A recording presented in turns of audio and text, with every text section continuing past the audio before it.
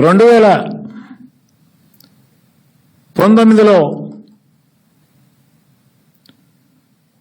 వైఎస్ఆర్సీపీ జగన్మోహన్ రెడ్డి నాయకత్వాన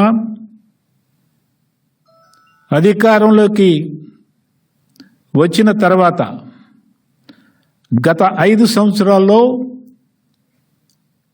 విద్యా వ్యవస్థను సర్వనాశనం చేయటం జరిగింది.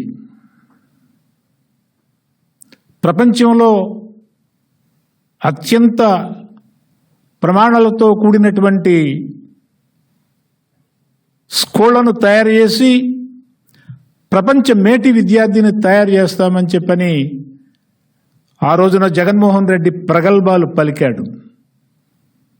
అందుకోసం ప్రతి సంవత్సరం మెగా డిఎస్సి నిర్వహిస్తామని చెప్పని, నాడు నేడు కార్యక్రమాలు చేపడతామని చెప్పని, మరి సిపిఎస్ని వారం రోజుల్లోనే రద్దు చేస్తానని చెప్పని, పార్ట్ టైం లెక్చరర్లని రెగ్యులరైజ్ చేస్తామని చెప్పని, అసలు మొత్తం విద్యా వ్యవస్థను మార్చివేసి ఈ దేశంలోనే ఈ రాష్ట్రాన్ని ఒక ఆదర్శమైనటువంటి విద్యా రాష్ట్రంగా మారుస్తామని చెప్పని హామీ ఇచ్చారు. నిజమేనని చెప్పని నమ్మారు.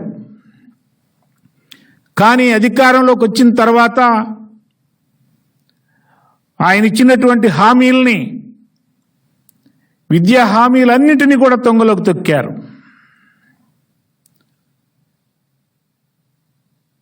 అనేక ఉదాహరణలు దీనికి చెప్పుకోవచ్చు మనం.